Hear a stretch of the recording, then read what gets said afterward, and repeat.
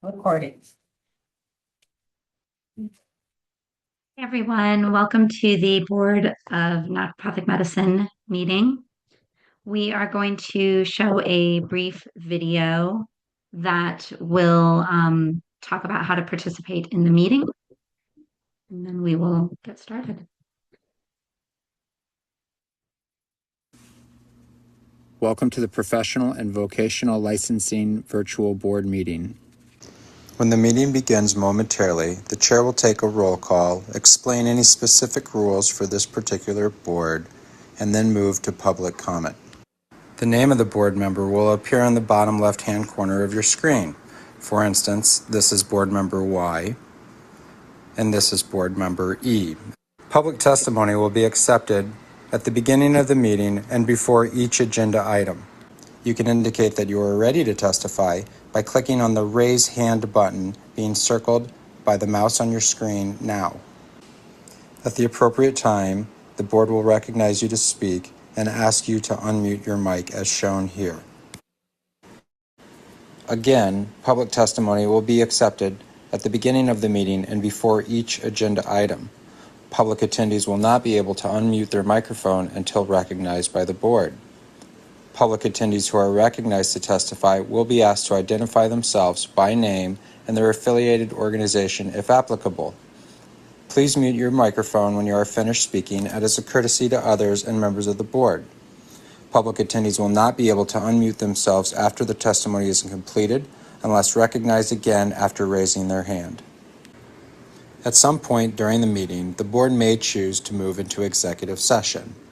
When the board moves into executive session, the board members' microphones and video feeds will be turned off, and a similar screen as you see now will be displayed. When the board returns from executive session, their microphones will be turned on as well as their video cameras. Welcome again to the Professional and Vocational Licensing Virtual Board Meeting. At this time, the chair will call the meeting to order and take a roll call, as well as explain any additional rules that may be specific to this board.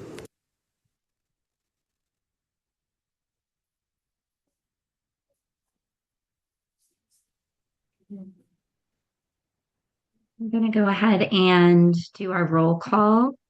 Members, when I call your name, please let us know that you are present and if you are in the room alone. Dr. Corinne DeSoto. Present, and I am alone. Thank you. Ms. Joy Kimura. I'm present and alone in my workspace. Thank you. And I am Kristen Coles. I am present and alone. We will go ahead and call the meeting to order. And do we have anyone present for testimony? No public testimony. So we will go ahead and start with approval of the meeting minutes from January 16th, 2026. Members, is there any adjustments or corrections or comments regarding those meeting minutes?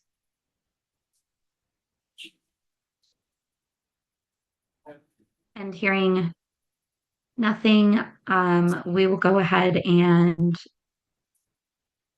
can I get a motion to approve the meeting minutes? This is Corinne DeSoto. I motion to approve the minutes from the last meeting. Can I get a second? This is Joy Kimura. I'll second the motion to approve the minute. Thank you. We will approve those meeting minutes. Do I have? We don't have to say, we don't all have to. No, you just can just say, are there any objections or abstentions? And if there's none, then you can just say it's unanimous. Are there any objections or abstentions? Hearing none, the approval is unanimous. Our next agenda item to discuss is a continuation on our continuing education CE discussion. Is there anyone for public testimony? No public testimony, Chair. Great. So we'll discuss the continuing education requirement. The first one, Chris, go ahead and talk to us about what we need to review here. Yeah, sure. So I had included in the packet a conversation, I think it was from 2019. It was a meeting back then. I think that was the last time the board discussed kind of the parameters of the CE. I think it even included maybe a review of a request to be accepted by the board. So there was some nuance there, for example, that the board discussed for like, for example, recognizing two associations, if that's possible per state, things like that. So it was kind of just an example to get you oriented to past conversations. But really was going to point to just the continuing education information that's found, say, in the statute. So Section 8 is our renewal section, or at least our renewals are housed in that section. So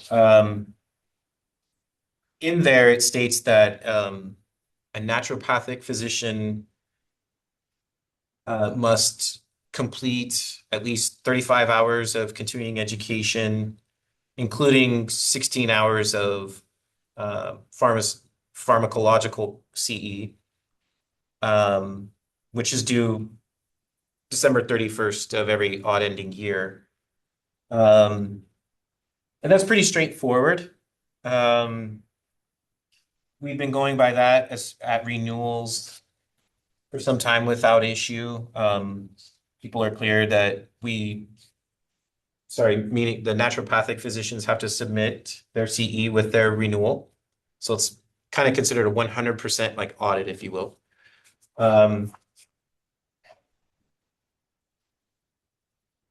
So the submissions and everything seem to be going fine. Where it seems that we have some maybe attention need is with the definition of continuing education, which is is referred to in that 2019 meeting, I believe. So the definition itself, I'll read it out for the public.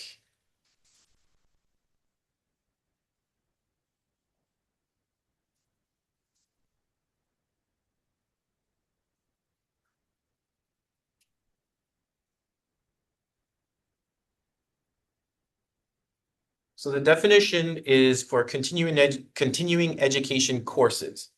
This means courses approved by a professional association or organization representing a licensed profession whose program objectives are related to naturopathic medicine, provided that the professional association or organization is approved by the board. So historically, for the meeting minutes, it's been interpreted that when it says a professional association or organization, it's the professional term is used for both association or organization, because I think at that time there was interpretation that from a public or a licensee that a professional association, comma, or an organization related to. So in the last discussions we had, the AG's suggestion was that it meant a professional association or a professional organization. This kind of interpretation excluded certain types of CE that we would receive. For example, Oregon regularly approves their CE through their board, or at least they did. I'm not sure anymore, but this led to a lot of CE, according to this interpretation, to be unacceptable because the board is a regulatory body, not a professional association. And that kind of hindered things. HSNP was the Hawaii Society of Naturopathic Physicians was kind enough to licensees to develop a program of secondary approval through their association. So those CE could be acceptable. I would say that probably the percentage is probably around 30 or 40% people use CE that we couldn't accept, but could get it approved through the association's program, which this board wasn't affiliated with, but did recognize. So that's how we've been kind of going since I've come on board, I think in 2018. So I think that was the first renewal that I was a part of. And I think it was only the second renewal for naturopathic physicians overall. So at that time, because of this definition and because of just the maybe understanding that the 35 hours includes 16 and it's not 16 in addition to 35 hours of the pharmacy or pharmacological courses, we would always send out a memo that's usually about 2 or 3 pages long explaining everything. But despite that, we would still have people submitting CE that for even associations that weren't approved yet for the board. So it really kind of comes back down to this definition. So I think maybe since some time has passed, almost a decade, that it might be worth it to look at this, especially with the continuing issues with what's being submitted to the board. And I think it's very clear from the history of the CE that the board has clearly stated that CE coming out of a regulatory board like Oregon would be on par, at least, with professional association continuing education courses. And I think Vice Chair DeSoto, you brought up NANCIAC, I think, last meeting as being a primary source of continuing education approval. So that itself being a accrediting body doesn't really fall within that interpretation of the definition.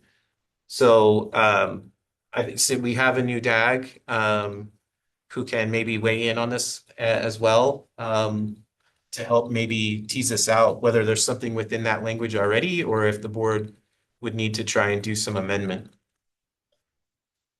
And I'll just add, I think that the prior interpretation is reasonable. If it's something that the board seeks to clarify further, I think the appropriate avenue would be to promulgate rules to specify like what, I guess the approval process of the professional association or organizations, what, the procedures for it and criteria for it, and whether it would include things like, I guess, what Christopher is discussing, like, I guess, like other state boards or national organizations that, the board may consider to organize. Like, I think that would be appropriate.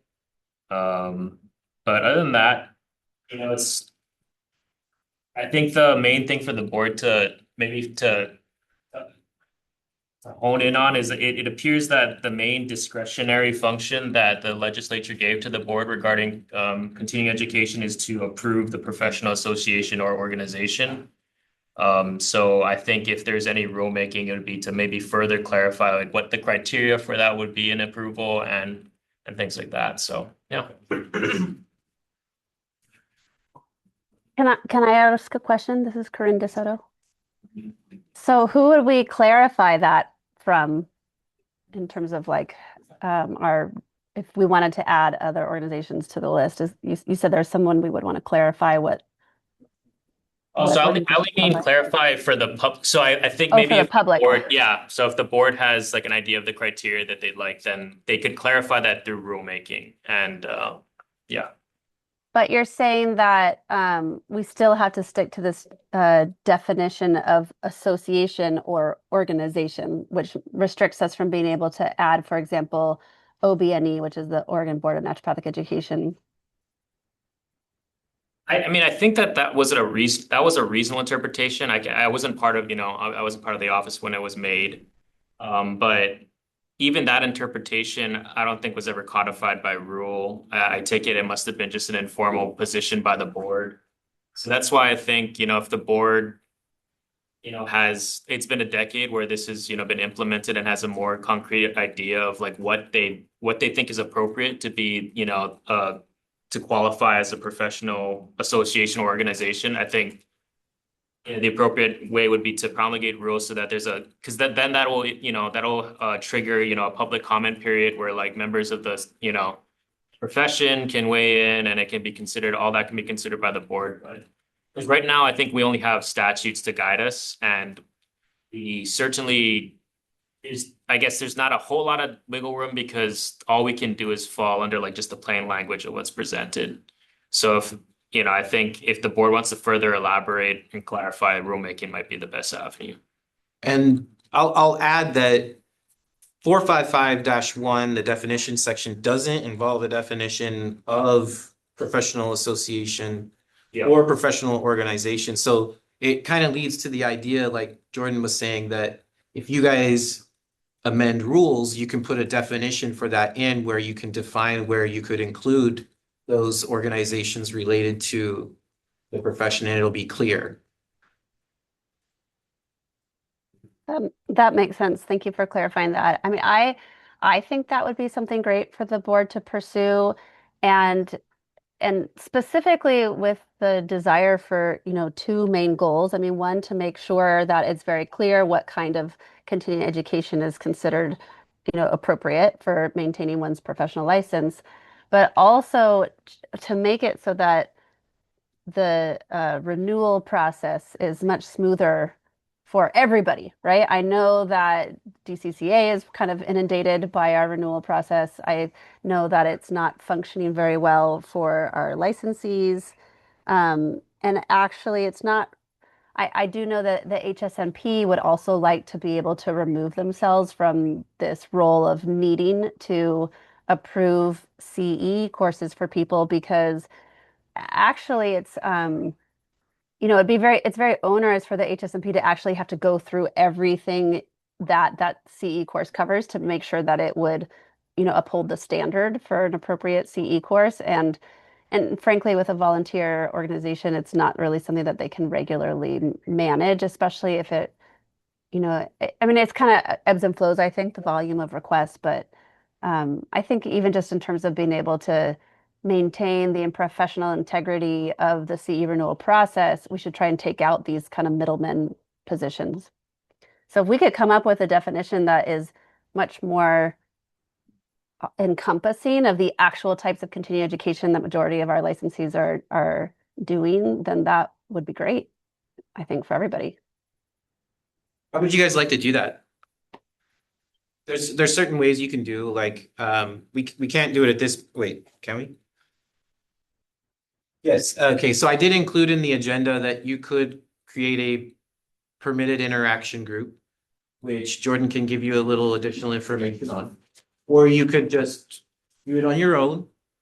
Remember, Sunshine Law allows 2 members to discuss, so you could just do 2 members and then have something ready for the coming meetings.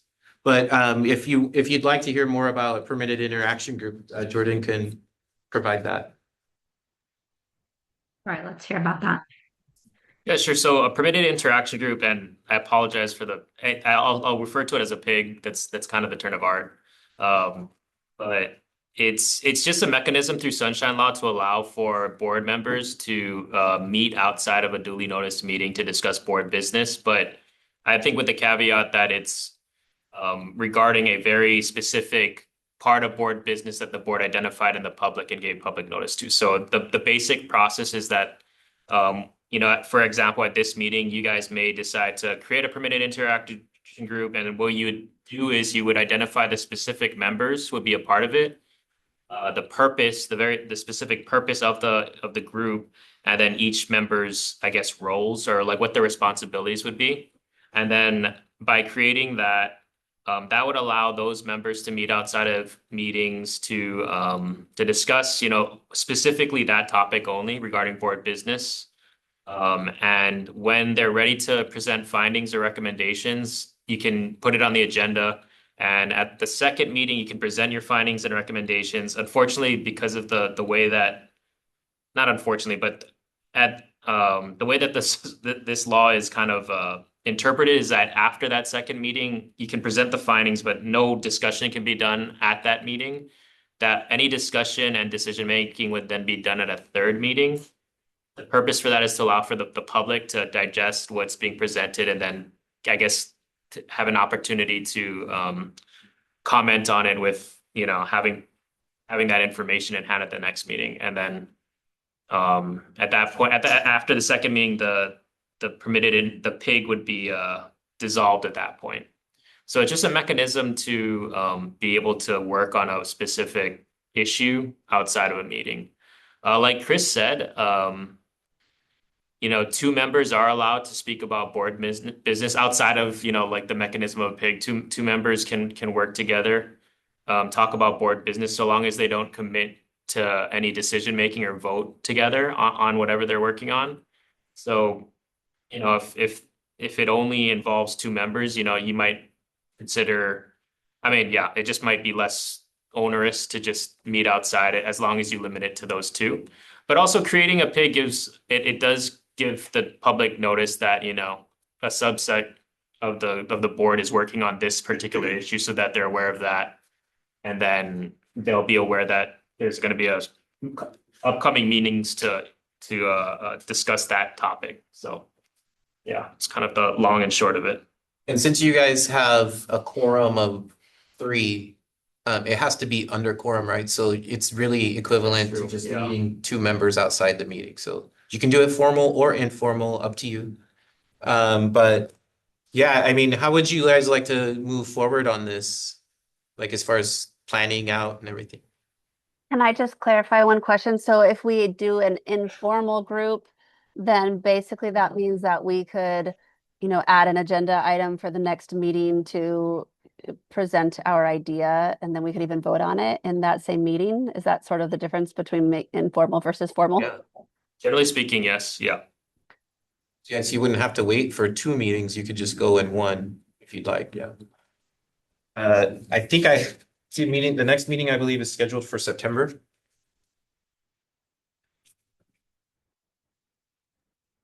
I think that considering that the goal of this rule clarification or rule change would be to just better inform our licensees and isn't going to be, greatly impacting the greater public. I don't know that we need to go about this doing it formally in order to allow for a long, public digestion process as you suggested. Unless somebody else has another opinion about that, seems like maybe we could just do this more informally. And sorry, I should jump in and I should clarify too that if whether it's a pig or whether it's just you folks as members decide that, you want to move forward with rulemaking is an entirely different process that requires certain notice requirements and things like that. So I think, if you do a pig or whether you do a pig or not, if your ultimate recommendation is we should amend the rules, that initiates a whole different process that has very different, notice requirements and public comment requirements and things like that. So it should be noted that it wouldn't, I just figured I'd note that. And the other option is if we do not want to amend the rules, then we would just expand the list already of accepted CE, what do we call it? Organizations or associations?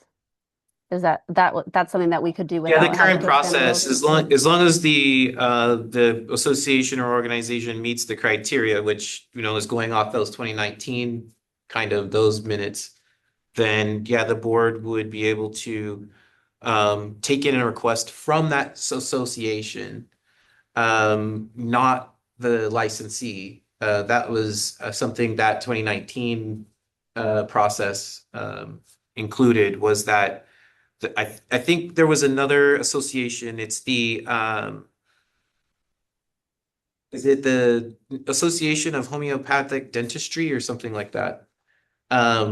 There was a licensee who took CE from their association, and originally had requested to have them added to the list.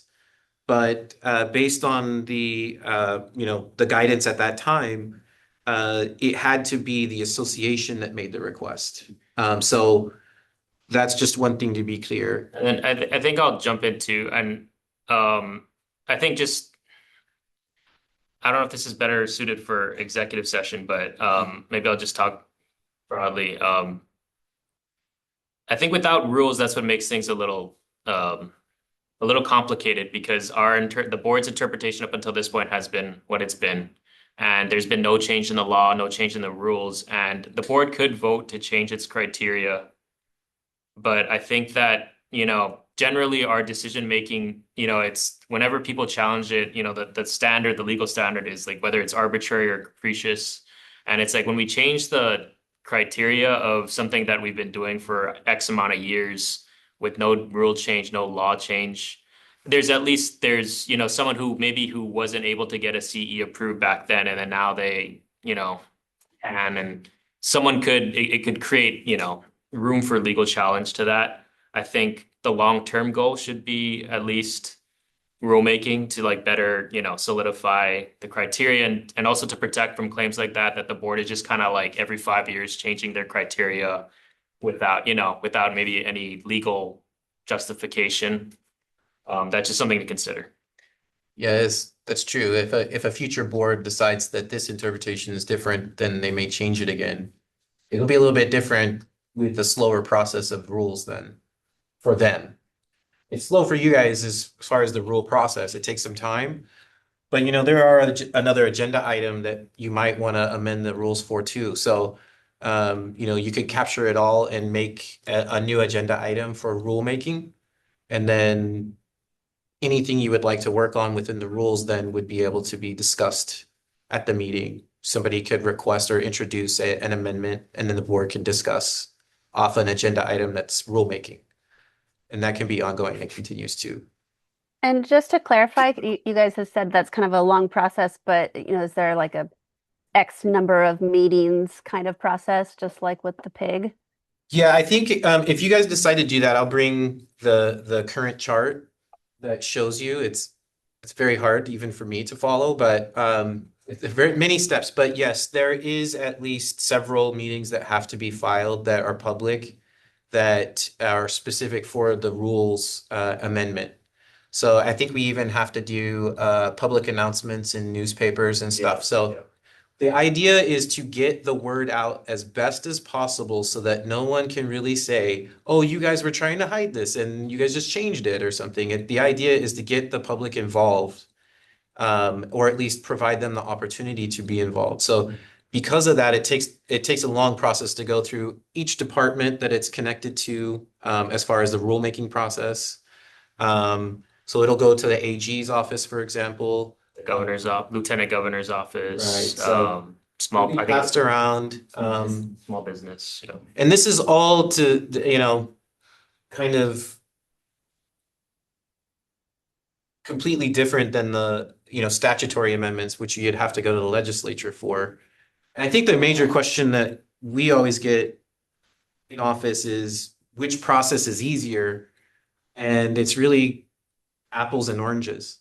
Even though they're dealing with the same process of amending, because with going to the legislature, it could be really quick, nothing.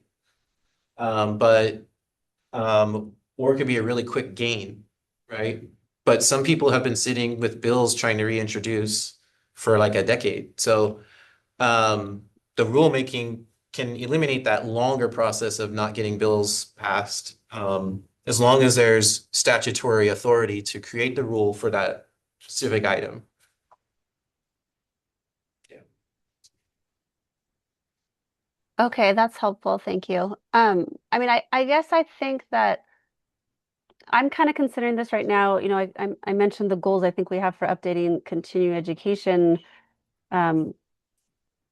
guidelines, but it also kind of dovetails into just our license renewal process. And I know we spoke last time about the many challenges that we've been having with the license renewal process. And so, I think the goal would be to try and come up with some sort of solution that would, hopefully lead to better long-term, better clarity for everybody that doesn't, as you mentioned, potentially have the a change that could happen with each new board, but also just to make the license renewal process more smooth and effective. So would it be possible to accomplish this before the next renewal in December of 2027?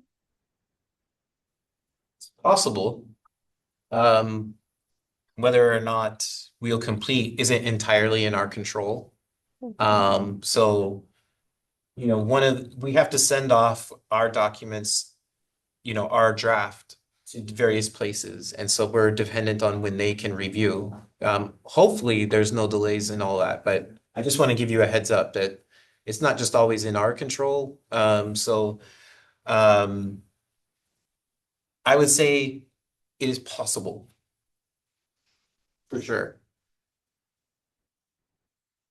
Doesn't always happen though, unfortunately. Yeah. Yeah, so you gotta wait, but this can be considered a longer term project. Is there any kind of intermediary if the intention is and they've been going through the process? I think the safest thing to do is for rulemaking because I think, and yeah, like I said, anytime you change a policy without legal justification, it triggers, a lot of people see that as arbitrary and capricious. And then to clarify too, if we do rulemaking, like you said, we could kind of lump other things that we want to amend the rules for all together.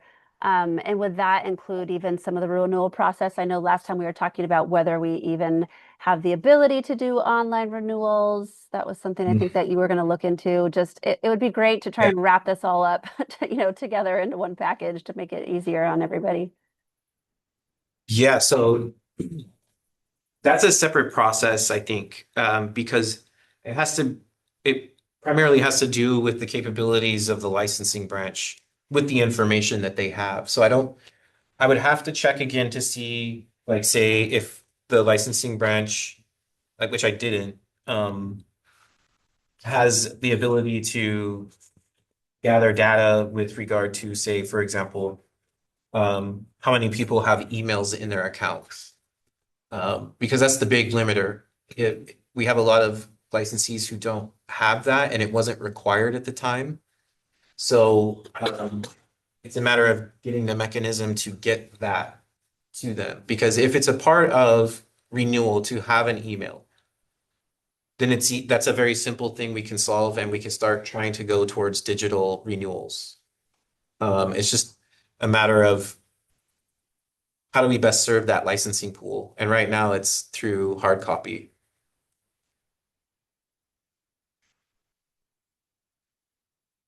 And I guess too that And then if you wanted to do say an audit, for example, to do a 10% audit, that would be a legislative statutory change. In order to make it so we don't have 100% audit, we have to go do a legislative.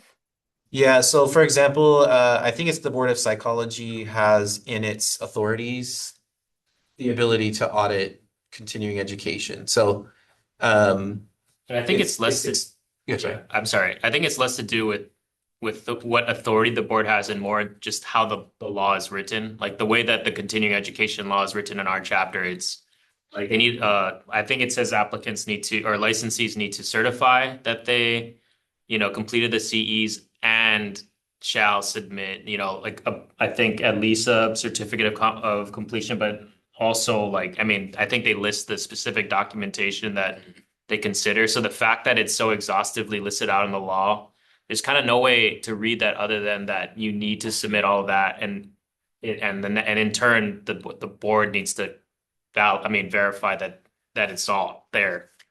Whereas other laws are written kind of differently with more wiggle room, and actually state the board may audit and things like that. So that would, I think, involve more of a legislative change. So that would have to be a bill that, for example, the HSNP would introduce. Yeah. Yes. Okay. Yeah, so 455-8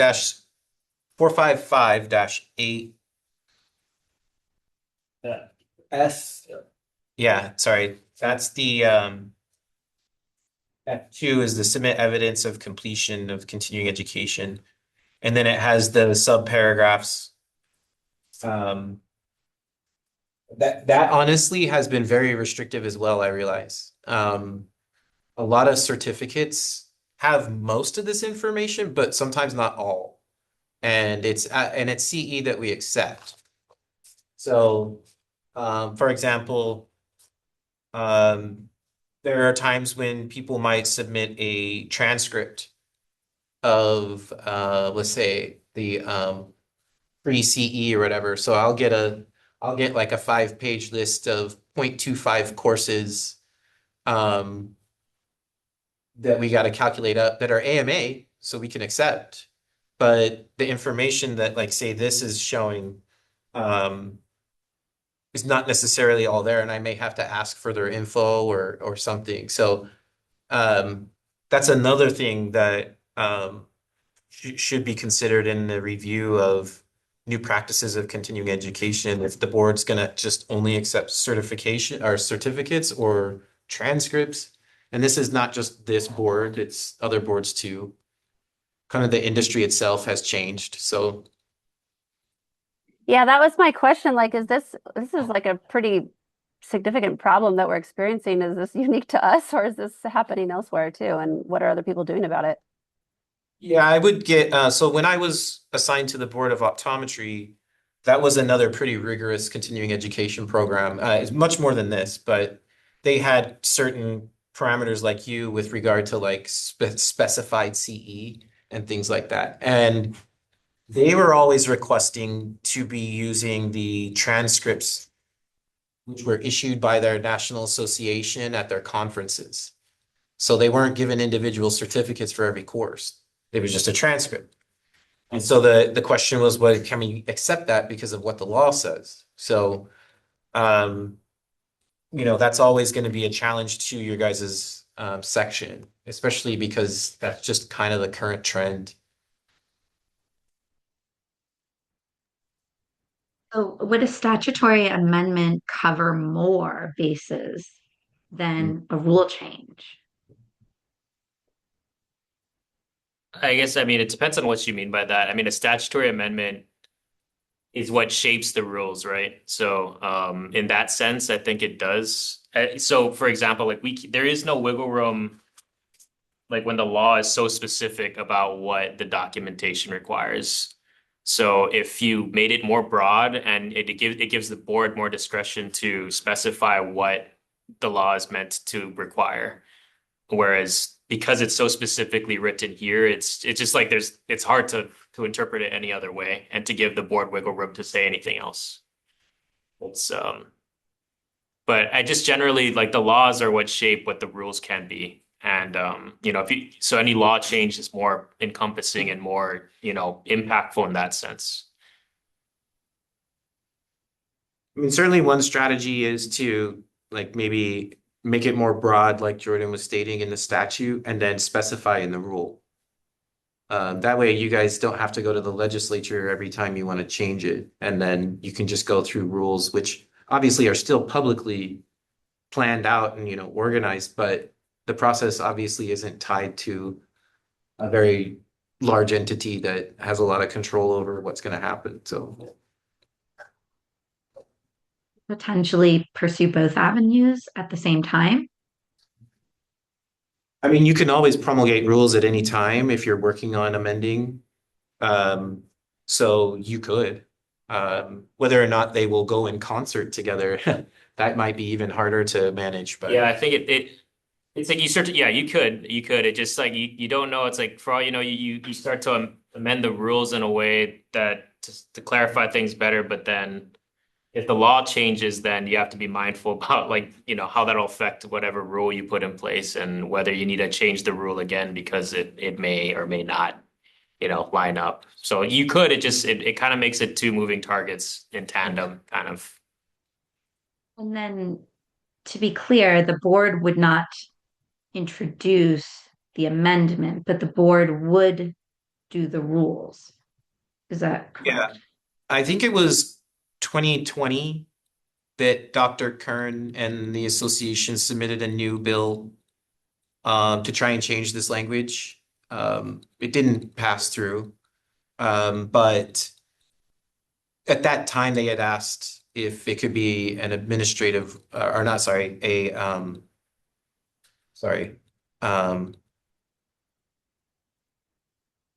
administrative bill, meaning like the governor through the PVL introducing, but because it was considered substantive and not based, not merely just the processing of, by PVL. That it would require, it couldn't be a administrative bill. Sorry if that was all chunky and not explained correctly. But basically because it was progressing the profession and not just seen as like, say, we're interchanging the names of associations because it's now a new one. That could be seen as grounds for administrative, but because this is kind of changing how the industry wants to do it or the profession wants to do it here, it would have to require like a public party to introduce it.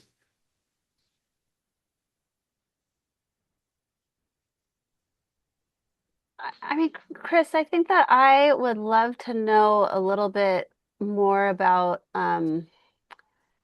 how this 100% audit is affecting our license renewal process and like from the DCCA end. I mean, for example, we've had many licensees in this most recent renewal be having, months delay on being able to get their licenses renewed, despite having turned in what they thought was all the information. I don't know if it was, complete at the time of submission or not prior to the deadline.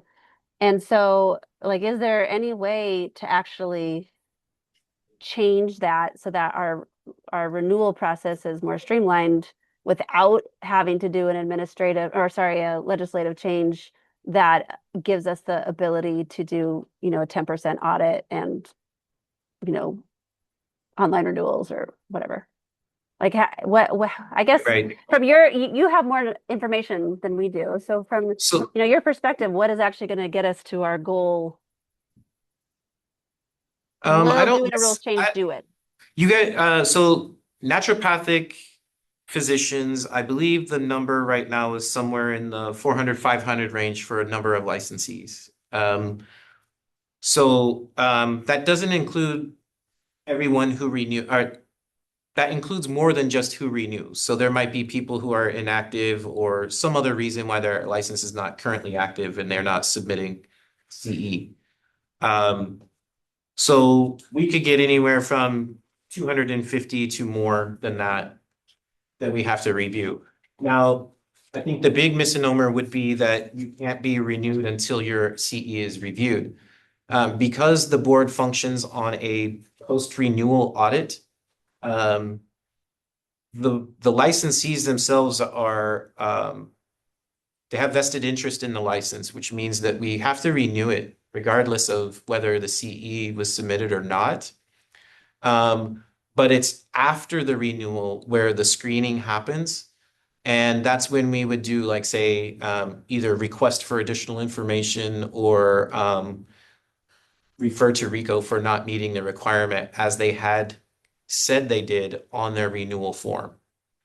So the major issue with that, though, is can someone say right now, clearly, can someone say that they completed the CE in their own mind clearly according to the laws and rules? And I think we're arguing that it's not very clear because of that definitional, interpretation, because of, F2 here and the number of criteria that somebody's CE certificate has to meet. There's various places where, you would have to kind of address it if you want to revamp the whole thing. You can make little bites here and there, like Jordan's suggestion of rulemaking could at least give a better definition or at least add to the definition and who you can approve for CE in the rules. So that could be just a small bite, but it could be effective, at least for the time being until a bill gets passed. But, again, you might go to a back and forth where then now a bill gets passed, but now you got to change the rules again. But that's just kind of the process of the board. You kind of want to keep things current anyways. So if anything changes, rulemaking starts, a bill goes to the ledge, and it's just a matter of garnering support for it and then also just following the process for rulemaking. So, I mean, it's really up to the board. You know, you guys have a lot of options. And if you would like to discuss it more to get a better idea of how it's all focused and oriented, of course, like you can always keep this on the agenda and we can keep going. And between meetings, you can throw me questions that you would like to be answered for the meeting. And you can specify it and I can talk with any member about that. But so we can have a progress from this meeting to the next one.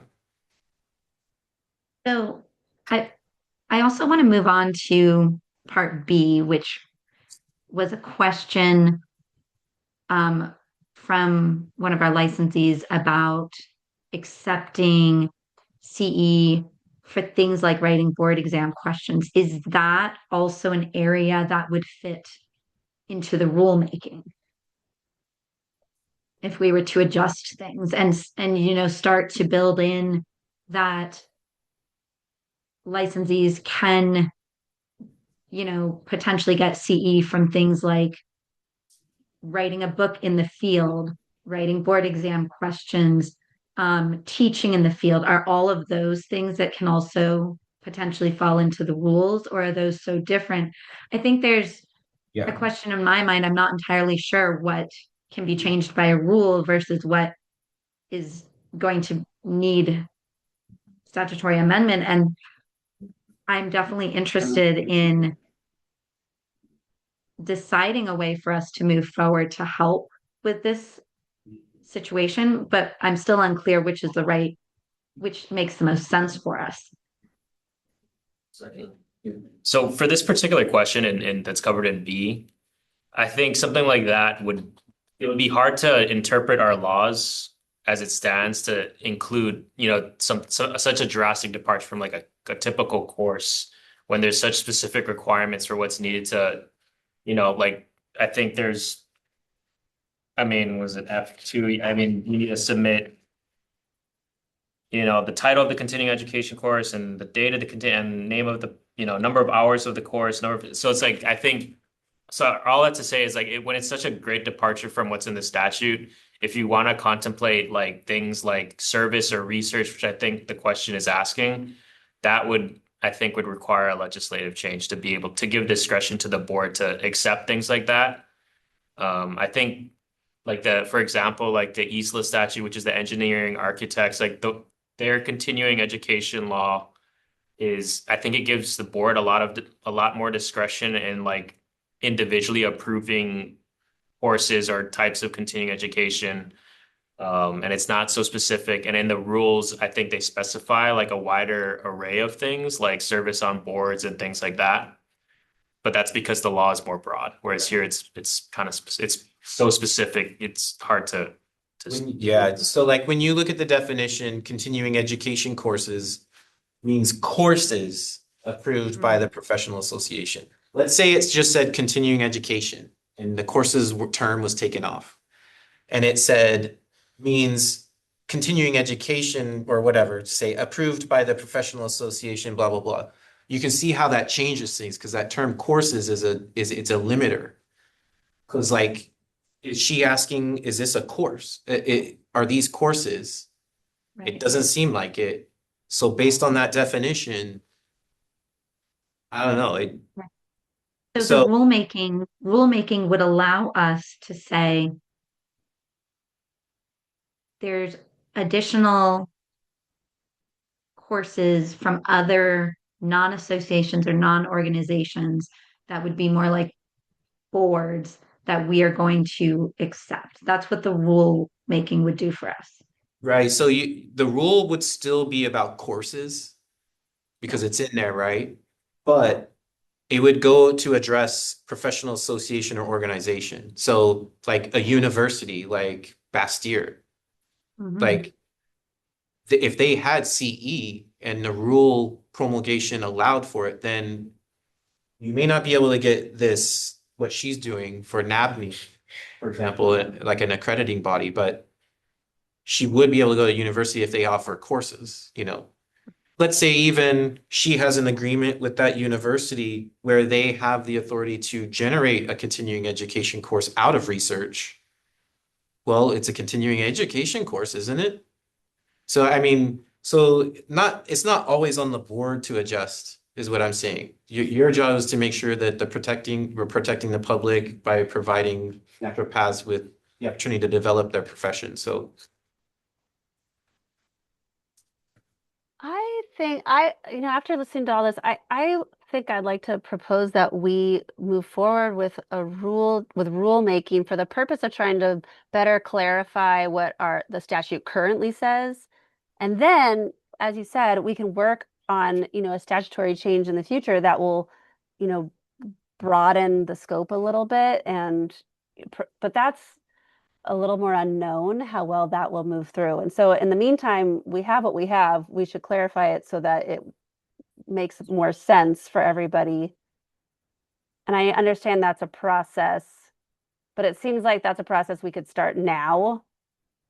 And whereas, a legislative process we can't start that right now. There's going to be a delay on when we can initiate that, and then there's sort of the unknown of whether it goes through or not. So I would like to try and make a decision, if you guys are open to it, about that one way or the other now, so that we can start moving forward on that, with the hopes that maybe it will get finished before 2020, end of 2027 for the next renewal, to make it a little easier for people. So it sounds like we should decide on a informal or a permitted interaction group between now and the next meeting to bring forward a suggestion of the rules that we would be interested in. Is that correct? Yeah. I mean, and just my thought, just hearing about maybe what the board would like to explore. I don't know if a permitted interaction group is necessary. At least I think the way I've seen other boards, and Chris, you can correct me if I'm wrong, but I think other boards have just like on the next agenda, you can set forth like to discuss subchapter A, or these rules, this subchapter of rules, and discuss potential amendments that the board can contemplate for future rulemaking, something to that effect. Before, I think if you give Christopher a heads up of like the specific rules you'd like to touch on, he can agendize it, and you guys can just on your own, or even I guess if it's just two of you together, can just think of specific areas that you'd like to touch on and discuss at the meeting, different amendments that might be contemplated. And then when you compile all of them, I mean, it doesn't have to be one meeting, it can be, one subchapter, this one, like 3 other subchapters to the next meeting. Once you have like a holistic idea of the amendments you would like to, at that point, you start initiating the formal rulemaking process. I've seen boards handle like that. I don't know if that makes sense though. Yeah. it's kind of Wild West. It's open. There I've had experiences where people just on the whim will send me in. Like, I was looking at the rules and I saw this is old. It should say this. And so they would ask me, and then through our AG to make formal language for a rule. And then that can be brought to the board to review, and whether it could be approved to go in rulemaking. So or it can be literally sitting in the meeting, going section, line by line, the entire rules all together, and just finding out what needs to be changed, what doesn't, etc., what we'd like to add or take out. Like, so you can do it that way too. I don't think that's a bad idea. We have such a small board that could make sense, but I'd like to hear what other members would like. Oh, this is Joy Kimura. I just want to comment. Since there's only 3 of us on the board right now, I'm okay if Dr. Cole and Dr. DeSoto, if you want to, on your own time, meet and discuss changes. And then if one of you, since we have to follow sunshine law, if one of you want to contact me later and share what you decided, since you are both physicians, naturopathic physicians, then you can update me on what you think is is how you like to move forward. And then if I have any questions, I can always bring it up to either one of you, and then we could move forward like that. If you guys are okay with it, I'm okay with it. Sorry, I have to interject myself. It's what I guess what you describe is a violation of the Sunshine Law. Yeah, I think the nature of you can't, just go amongst like in telephone. It's essentially evading the spirit of the Sunshine Law. But there's been court decisions that have said that conduct like that violates Sunshine Law. Sunshine Law allows two board members to discuss but not vote on matters, so they can discuss it and they can share their findings with me separately, as long as it's At a two meeting, people. at a At a meeting, meeting, at a yeah, meeting. at a like that evades the purpose of the Sunshine Law. If we were to allow everyone to just talk amongst each other, but not more than two outside of a meeting, there have been, court decisions, OIP opinions that have found that conduct to violate the Sunshine Law. So I think you guys can all respectively, or if necessary by two, but I think when you start intermixing, that's when there's a very clear violation of Sunshine Law outside of duly noticed meetings.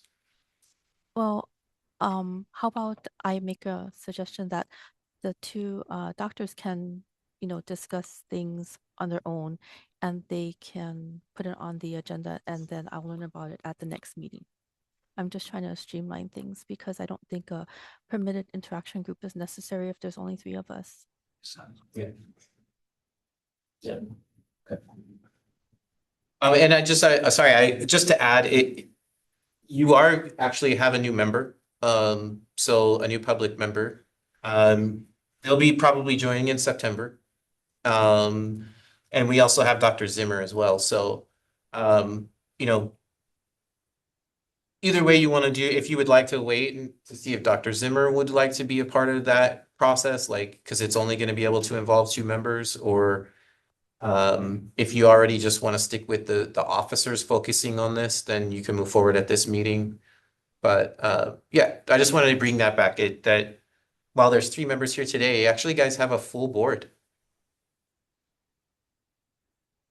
So do we have any, Corinne, do you have any opinion?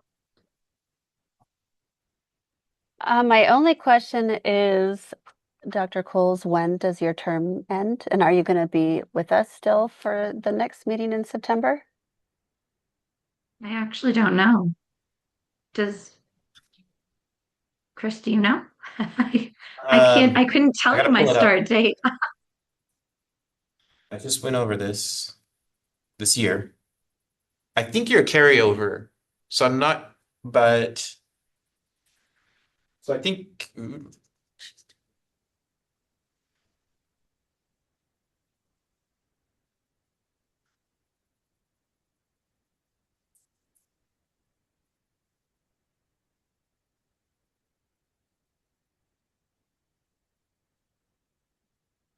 Okay.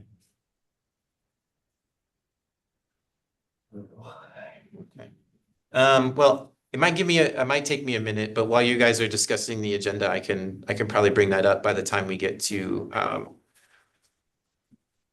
the end of the Okay. meeting. Well, assuming that Dr. Coles will still be with us, then I'm happy to move forward with you and I kind of discussing this. If you're not going to be a part of this process in the next meeting, then maybe we can just swap out you for Dr. Zimmer. But I'm happy to spearhead it with whichever one of the 2 physician members are willing and able, and then as Joy suggested, we'll just put it on as an agenda item for the next meeting, and then we can go through the changes that we had been discussing at that time. Does that make sense to do it that way? Yes. So Actually, can I had a have a clar- motion? Oh, Sorry, I actually want to clarify something for you guys before with Jordan. So if 2 members are discussing this outside of a meeting, but then they bring back to a meeting, and now a new member is replacing one of those members, does that still comply with Sunshine Law? Because they'll be discussing outside, but there will be a meeting in between. So 2 members, they discuss it, then there's a meeting, and then another 2. They I think decide to like Dr. Zimmer to replace Dr. Coles, And and it's- they start talking about it outside the meeting. I think it's starting to get a little close to sunshine violation because generally it's like they don't like or they the law doesn't like when you start playing telephone between on the same topic, yeah. So Okay. I think it just depends on if Dr. Cole is still on the board too. That might be but Well, okay, so how about this? Dr. DeSoto, did I hear you say that you'd like to work on it with the EO? Sure. And Yeah. then it could be just like one person for now, and then that way we don't have an issue if we add a new person to the conversation from the next meeting. Is there any issue with just stating that we'd like to make sure that rulemaking is on our agenda at the next meeting yeah, and that that's fine. Yeah. each member on their own will be looking at the rules and Mm-hmm. come prepared with changes or updates? Yeah, that's totally fine. Yeah.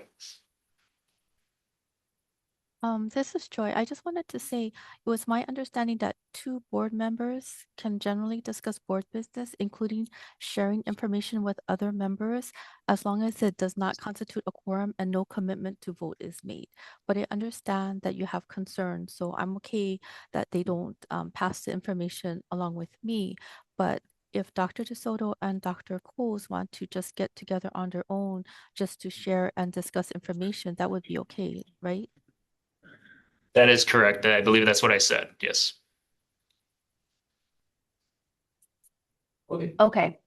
So it sounds like Dr. Cole's chair, you have a plan. So it sounds like we should probably make a motion to add rulemaking specific to continuing education requirements to the agenda at the upcoming meeting. And we will informally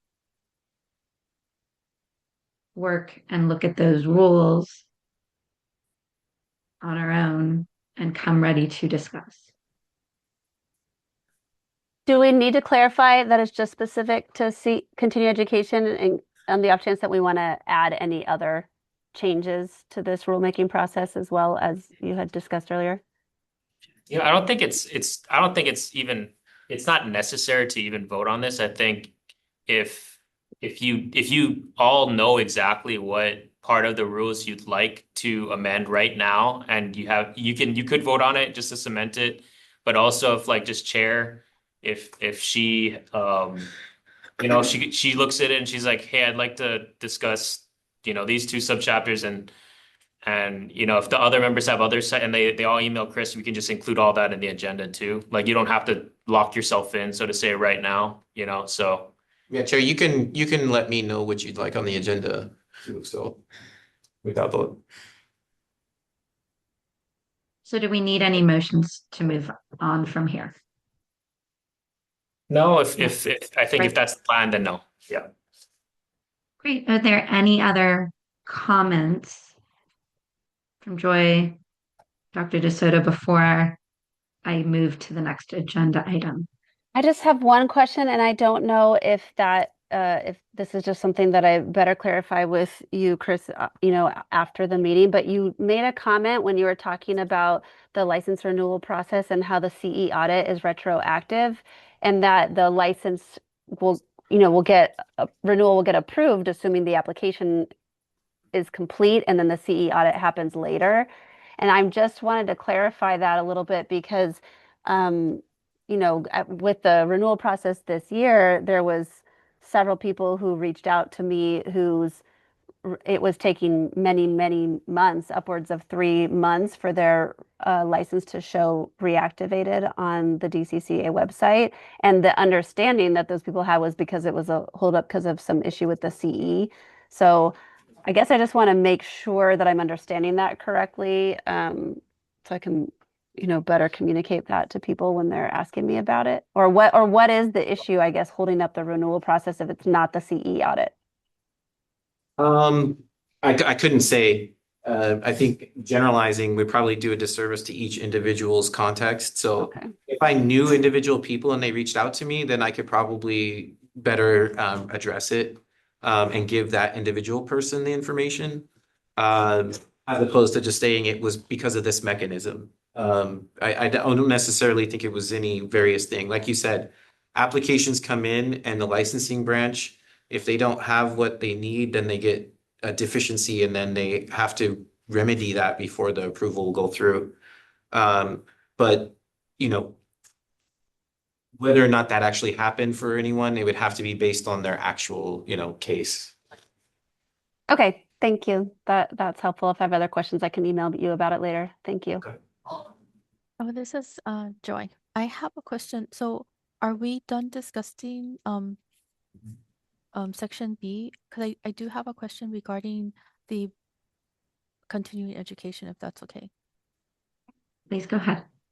Okay, so this is a question. It says, Dr. Klein requests whether the board would accept service researching and writing board exam questions as continuing education.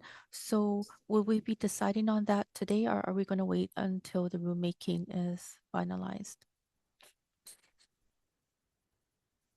My understanding was in the discussion that we just had that is not considered anything that we would approve under the way that our law is currently written.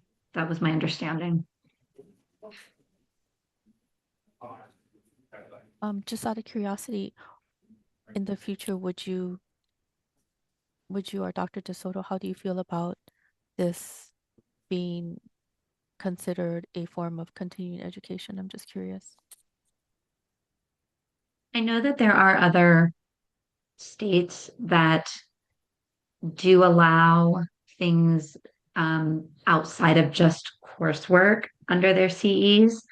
So, there's a whole realm of different things that some states will accept, which include writing board exam questions, includes writing a book or a certain amount of time for research, teaching, writing a book in their specific field. And I think those are interesting things for us to consider and approach, but it sounds like that would be a larger amendment in order to consider any of that. And regarding the questions, just so you know, like the board can request that I reply with specific responses to these questions. So I guess I'd just like to get some clarification what you'd like for me to send to her. I know we discussed just now the first question, which it seems like we can refer to the definition of continuing education courses, means courses. So that would be the limiter right there for that first question. She also requests the board discuss and consider adding a provision where service to NABNY can be counted towards continuing education. So I think that that goes to the question that Joy just asked, and that Dr. Coles answered. And then she also asked if the board would consider the ability to approve individual courses requests. This is another limiter in the definition, right? Because the definition gives the board authority to, provided that the professional association or organization is approved by the board. So it's limiting it to just the organizations, not the continuing education itself, the courses. So the board doesn't have that authority for courses. So that's something that also can be considered in your rulemaking, whether you yourselves would like to now, not rulemaking, sorry, it would have to be a statutory change, but that if you want to include that in an amendment, statutory amendment, then you'd probably want to include something along the lines of professional association, organization, or courses.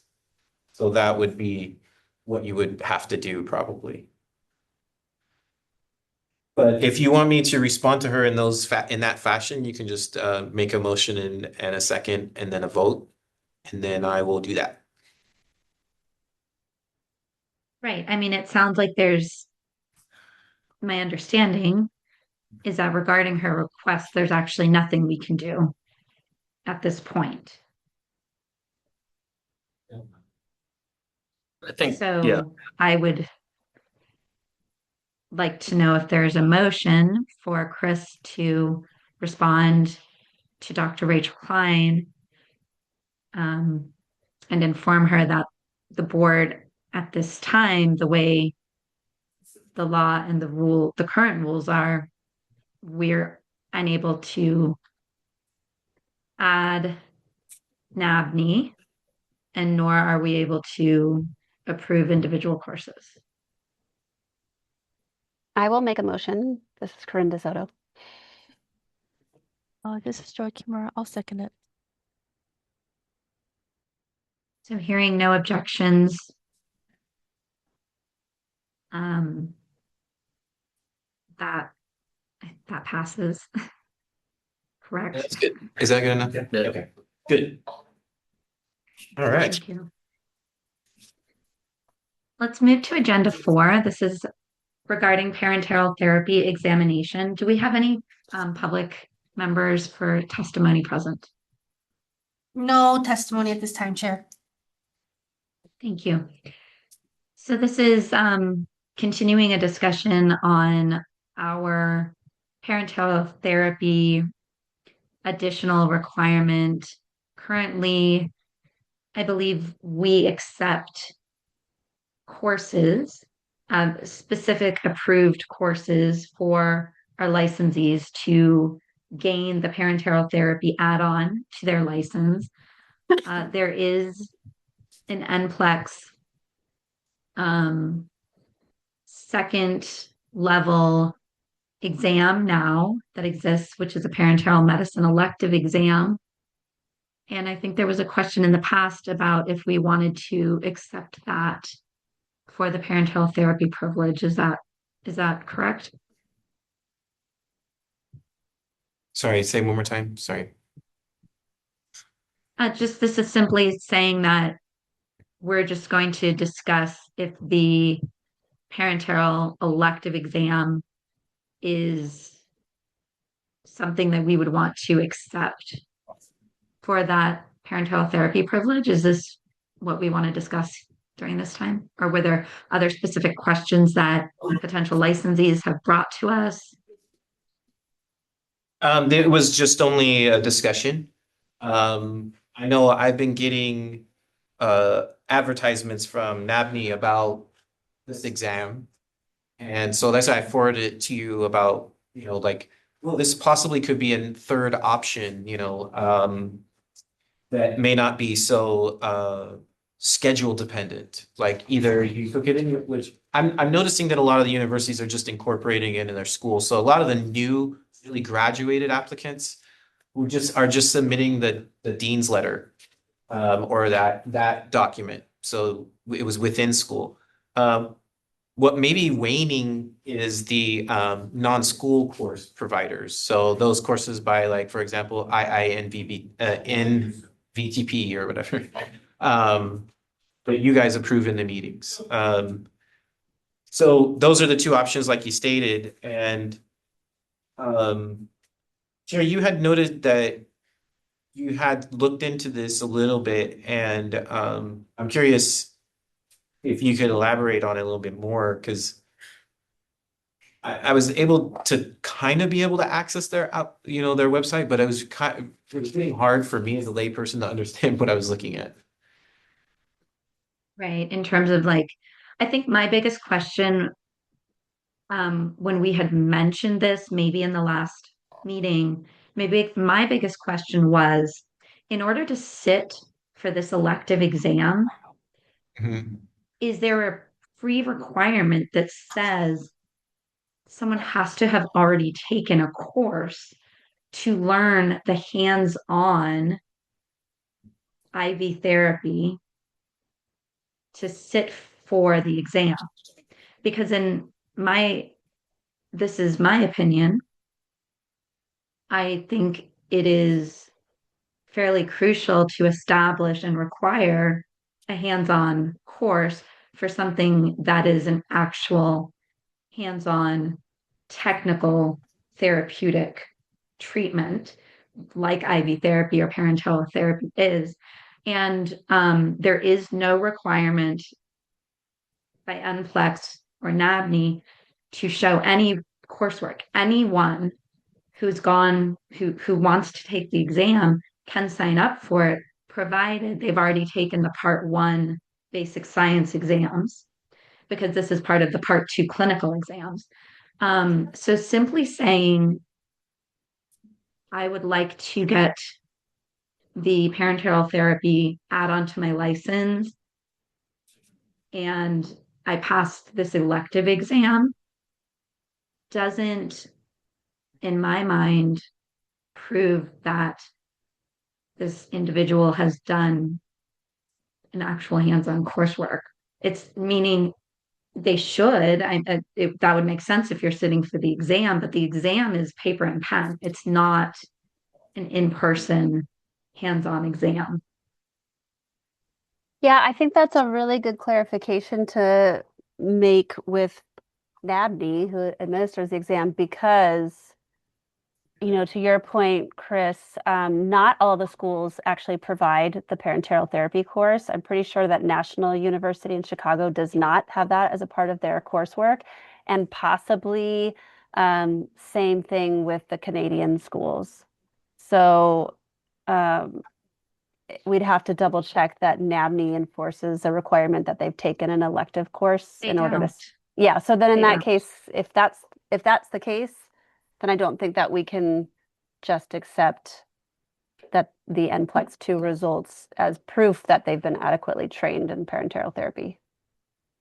Would the board like me to reach out to NABNY to see if any rep is willing to come to any meeting to talk to you a little bit more about it and what they've been seeing as far as from their side, or maybe even another state that accepts the exam, or anything like that, so you guys could have a little bit more information, or do you think you have enough? Well, Kristen, did you get that? Like, did NABNY confirm that with you, that they don't require any kind of proof? So on their website, when you go to sign up, the requirements to sign up for it, I'm going to pull that up.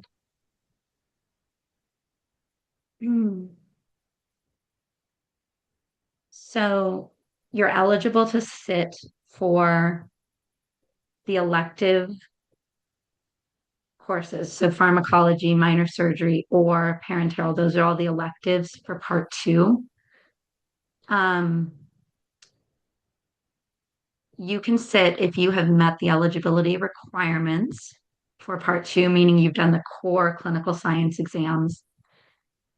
You've already taken or you will be taking part two of the core clinical science exam.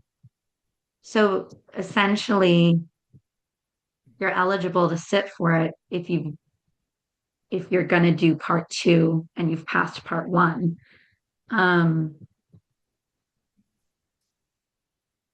If there's something different, they don't have it listed or stated anywhere in terms of signing up. So, Yeah, it's Chris, very if you limited think it's info. important or there's something that we don't know, then that's fine. We can have someone come and Okay. speak with us. I was thinking But- of like, for example, maybe I don't know, maybe somebody, I don't know who would know, but what could be in place to buttress the exam with the practical aspect? Like, you know, you got it, so it has to be two-parter. Like, you have to take the exam and you have to show you've completed certain hours of practical experience. Which isn't necessarily, that's like kind of only part of what we require for the non-school course provider, right? You have coursework you have to complete with them in the hours, but then there's also a designated number of hours and number of attempts or times you have to actually try and like enter an IV in a vein, right? The practical aspect. In the course. Yeah. In the course. Yeah. Yeah. So if there was a standalone, just that practical aspect out there in the universe, that could be used, that's solid enough, and you know, I don't know. I guess I don't understand. I'm not understanding why we have a problem with our standards the way they are in terms of showing that you've done the course and you passed the course with your school, or you've done, Virginia Osborne's course. Right. Is there a problem with that?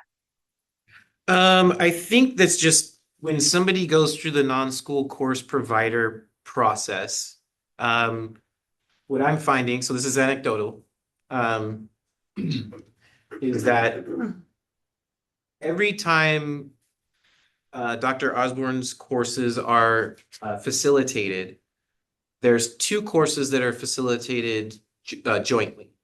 There's the course that's meant for continuing education, and then there's the one that's meant for the full 35 hours or whatever it is of the course that we require. So I've had applicants submit the CE course and thinking that would cover it when it didn't. So the information is on our website and everything, so it's very clear that you need a certain number of hours, but that's one example of an issue. The other example is just timing. Like some people will sit with a privilege pending because they took a course that wasn't approved. So now we have to wait for a board meeting for that course to be approved. And that could be a quarter. So then, we run into that issue. Would it be faster to have an exam where you have a practical course and then you can get your privilege faster? How many times this happens? Maybe 2 or 3 times a year. Some of them are remedied. So for example, sometimes Dr. Osborne may have inadvertently submitted the CE certificate as opposed to the full course certificate on that person, but they had actually taken the full course. But again, that just causes further delay. But that doesn't include also that Dr. Osborne has to get her courses approved each time. So that can add another delay to somebody's parental privilege. So they may have taken a course with Dr. Osborne, but that course itself still needs to be approved. So that still has to go to a meeting. So you can see like that the parental is kind of delayed. That's why it's best if your university does have it, just do the dean's letter, because that's really fast and immediate. Once your full license is approved, because only a licensee can get a privilege added. So once your full license is approved, then that immediately right after they can just approve the privilege. So it's real fast, as opposed to the other folks who have to wait quite some time. I don't know if the exam will make it faster, but I think that was the point of bringing it in here, is to try and look at it and see, Yeah, if I mean, the the exam- exam only happens twice a year. Hmm. So you can only sit for the NCLEX in August or February.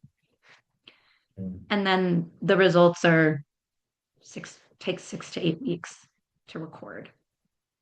Actually, I don't long. necessarily know that. It's faster. over 8 weeks at this point. Yeah. Wow. Yeah. Mhm. Hmm. I mean, my opinion is that I don't think that standalone is sufficient for the reason we have that add-on of parental therapy. I don't think this exam as a standalone is sufficient. I agree. I mean, until it's standardized amongst all of the different universities that they're learning parenteral therapy as a part of their regular degree coursework, then I don't think it's sufficient either. And we need to have proof that they've had some coursework if we're going to require an extra license for it. So a question for the education, the universities that don't include parenteral as an actual component, do someone still get courses to do injections, and things like that, or something that is still there in their education, but it's just not a formal parenteral? I think it's not in their education. It's not Okay. in the education. It's still elective. So for the individuals who are interested in it. I see. Okay. And that's why it's an elective exam as well, I think. Okay. Yeah, if the board doesn't have any more to say on this, and that's what your opinion on that is, then you can move forward if you like, and so let me know if you'd like me to enter this back on the agenda at any time. Okay. Any other comments on that? And so we can move on, correct? Okay. So number 5, agenda item applications. Do we have any public members needing to provide testimony? No public testimony at this time, Chair. And then I believe that this discussion requires us to enter executive session. Do we need a motion? Yeah, you'll need a motion and second and a vote. Can I get a motion to move into executive session? This is Joy. I'll make a motion to move into executive session. This is Corinne DeSoto. I will second. Thank you, and I will take a vote. When I call your name, please say yes if you are willing to move into executive session. Dr. Corinne DeSoto, Yes. Ms. Joy Kimura, Yes.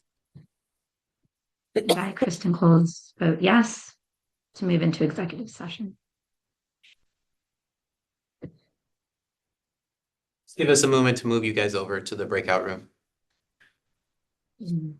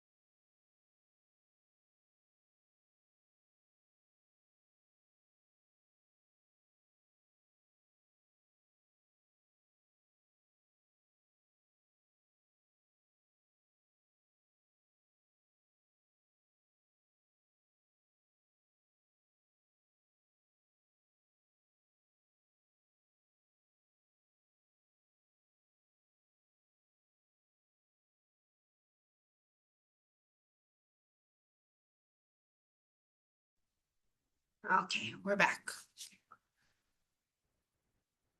I will take roll call. Members, if you can indicate that you are present and alone. Dr. Soto. I am present and alone. Thank you. Ms. Joy Kimura. I'm present and alone in my workspace. Thank you. And I, Kristen Colzum, present and alone.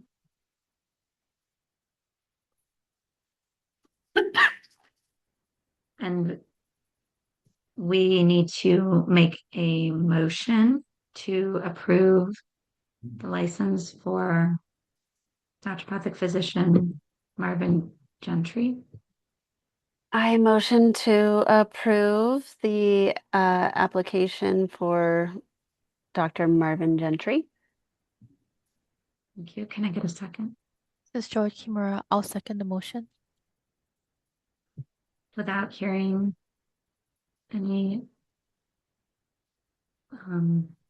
Objections and abstentions? objections and abstentions, we will go ahead and approve for Dr. Gentry. All right. And that will move us to the ratification of all applicants for this meeting. Can I get a motion to approve ratification for our applicants? This is Corinne DeSoto. I motion to approve all applicants. Thank you. Any seconds? This is Joy Kimura. I'll second the motion. Thank you. Without hearing any objections or abstentions, we will go ahead and approve the ratification of applicants.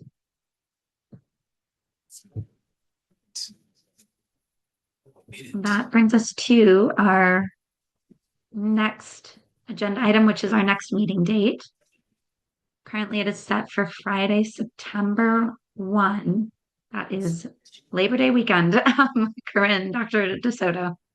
It's actually Friday is September 4th. So Yeah, it's it should be written September 4th. incorrectly. Sorry. And then also to be, Yep. it's open? You moved it just now. Okay. So we're also gonna, sorry, we're changing the room from Queen Lidi Yokolani to the PVL exam room. Will So The the room we're in Friday. right now. Yeah. And then is it possible to confirm that the members present will be available? For September Labor Day 4th? weekend, folks, Friday before it. How are we feeling about it? Right now, I'm okay. Yeah, right now I'm okay, although I will say there's a possibility that I might have the trip planned, but if it's a pain to change it to the following weekend, then I will just stick with it.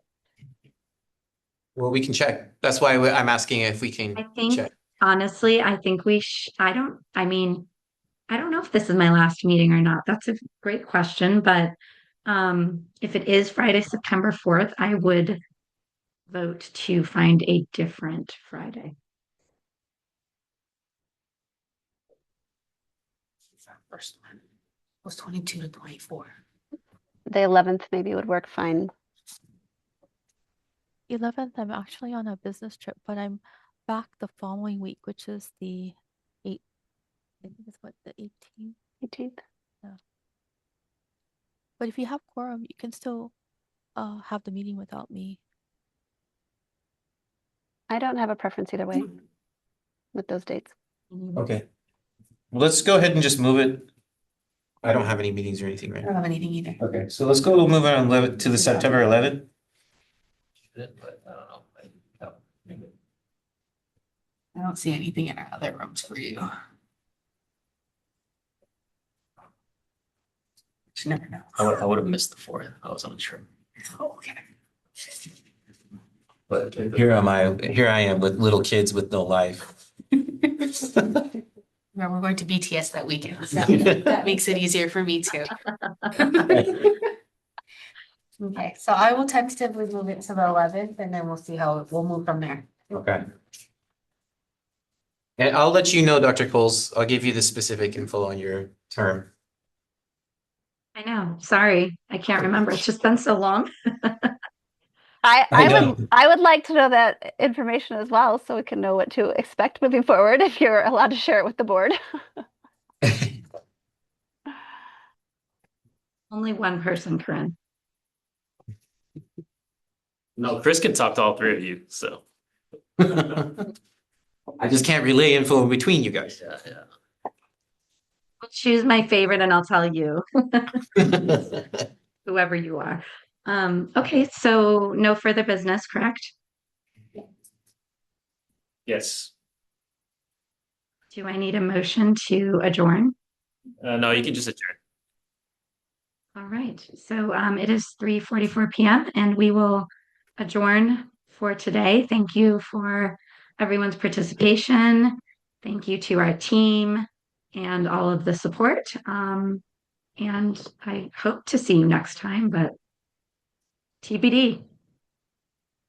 Thank you, Joy, and thank you, Kristen. And I mean, I hope this isn't your last meeting, but if it is, thank you for being our fearless leader, chair these last few years. And I appreciate you and everybody very much. Thank you for your support of the profession. Oh, Dr. Coles, I hope it's not your last meeting, but if it is, thank you for your service. We're gonna miss you on the board. It's been fun. It's been a wild ride. It's been nice to see everybody and know everybody. All right. Well, thank you. Bye, everybody. Have a good weekend. Bye, everyone.